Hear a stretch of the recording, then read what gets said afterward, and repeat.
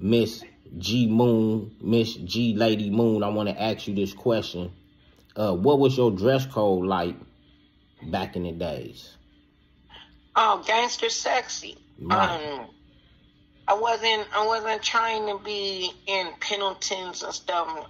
I'm not no boy. Right. I wanna be appetizing to the eye. Right. And also, put it down with these hands. Right.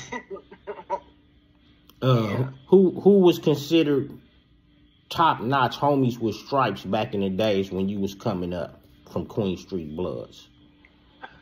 Rat, Be a Palm, Dollar Bill, Moon, Slim,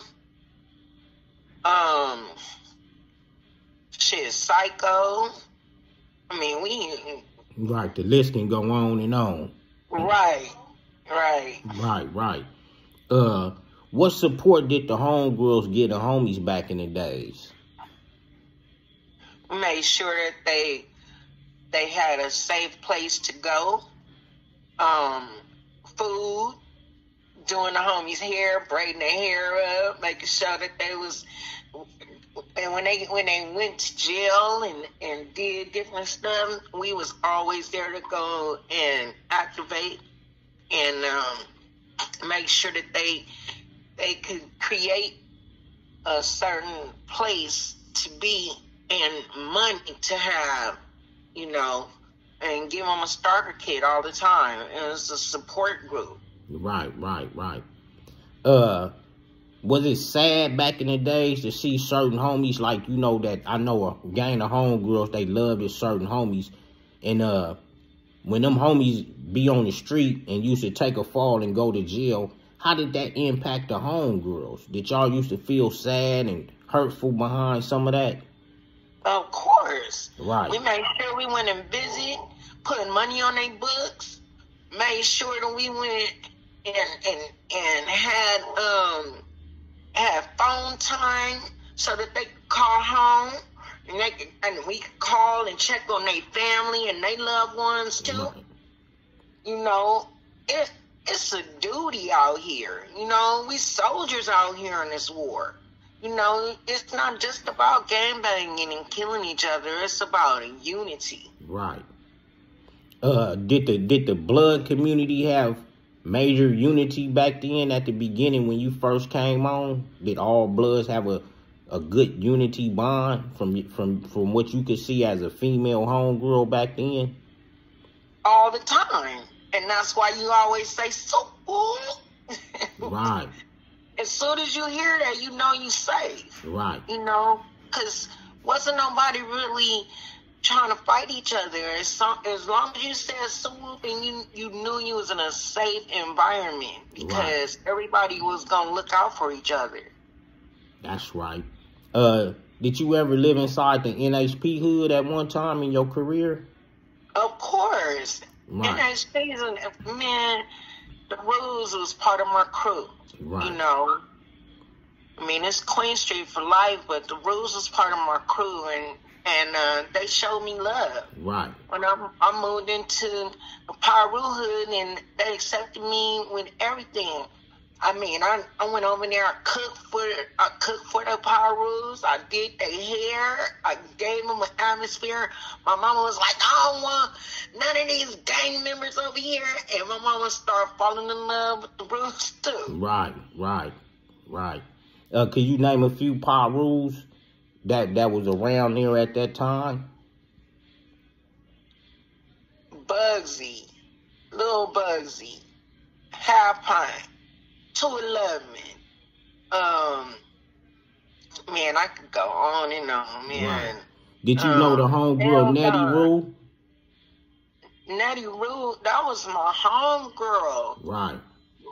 Man, may she rest. What was she like?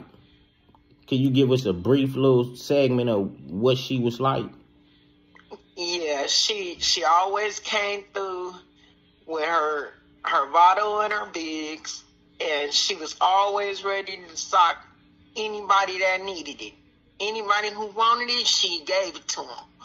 and she ran Rude Girls, you know. She was a little bit tomboyish, you know, but she was hardcore, and she was about her business. She was thugging it. Right.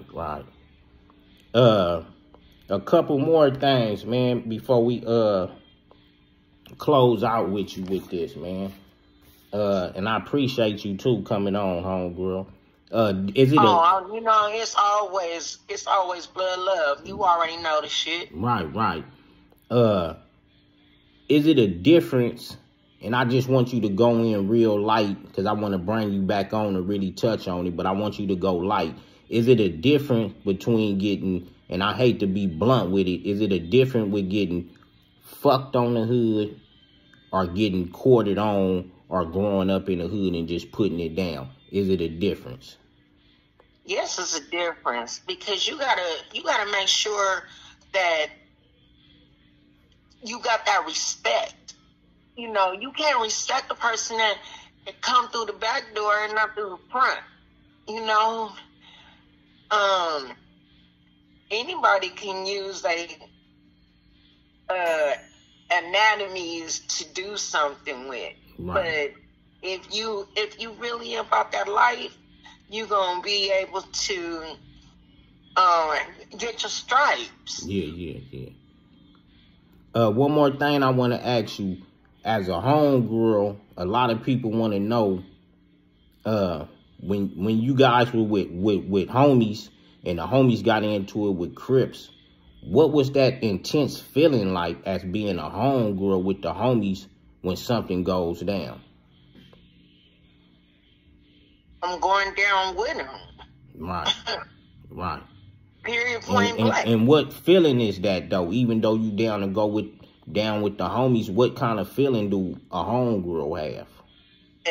It's like being like a sister, auntie, mama, everything. You gonna be exactly where. If I need to get the car, if I need to get the strap, if I need to get this or that, right, I'm gonna do exactly what I need to do, because at that time my homies need me, and I need to be in every.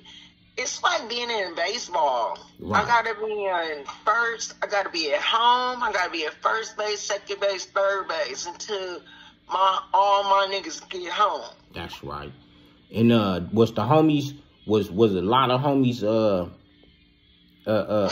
back in the days getting money like from different blood hoods that y'all seen as homegirls? Was a lot of bloods getting money back then? You know, Inglewood was just a unity. Right. Whether you was Piru, Queen Street, family, we all dealt with each other. You know, so everybody was getting money and doing their thing. Yeah, right. Everybody will, and money went hand in hand. Right. You know, we could go knock on each other's doors and be like, I ain't got it today, and I'll get it tomorrow. But if you got it, we got it. Right. What's one good thing you could miss about back in the days? What's one good thing you miss about back in the days? Just the quality of the unity of being a blood and a silver. You know, a lot of people moved, got older. We lost some people. A lot of people went to jail and stuff. So I miss a lot of the homies, you know, may rest.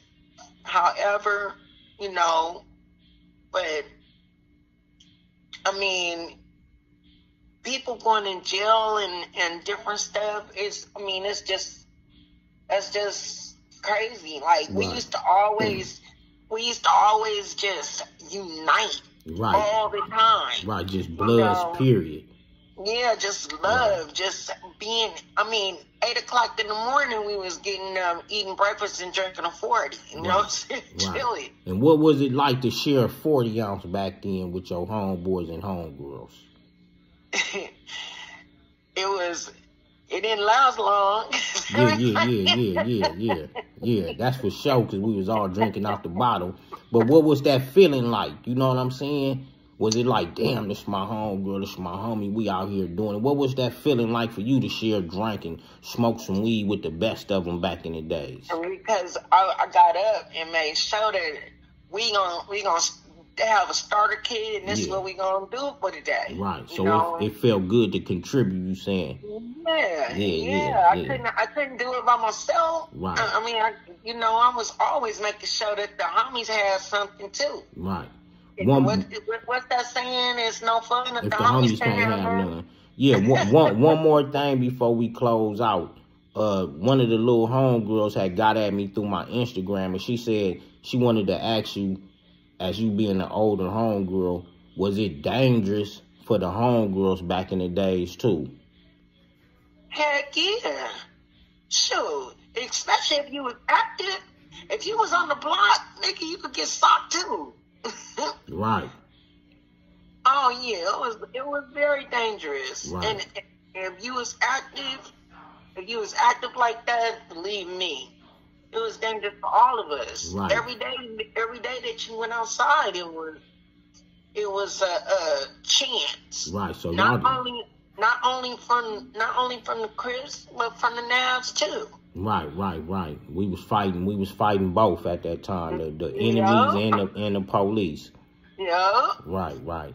Well, homegirl, I want to say I love you and thank you for coming on and blessing the channel with some Queen Street love. You know what I'm saying? You already know I already love you. Yeah. And you already know I'm with the business and whoop all day, 400. Right, all the time, and I love you, and we're going to come back with a part 2 on this. Love you too. All the time.